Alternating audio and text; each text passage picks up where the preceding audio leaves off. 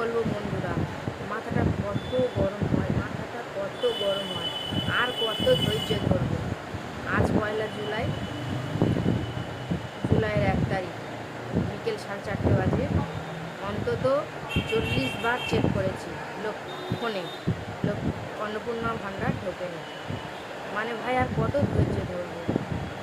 June গেল, 3,000 সবাই বলছে ঢুকেছে, সেও দেখলাম পেলাম না।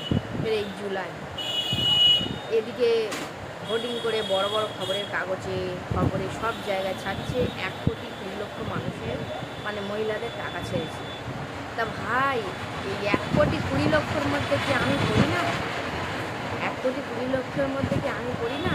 না সরকার ভাবছে আমাকে দেওয়া উচিত নয়? আমি বিশাল একজন মানে অফিসার, আমার টাকার কোনো প্রয়োজন নেই। মানে ভাই এটা কি করছে, এটা কি করছে? আর এই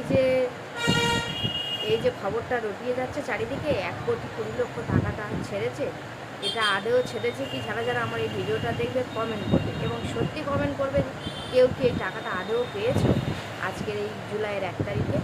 ঠিক আছে, আমাকে একটু কমেন্ট করে প্লিজ বলো।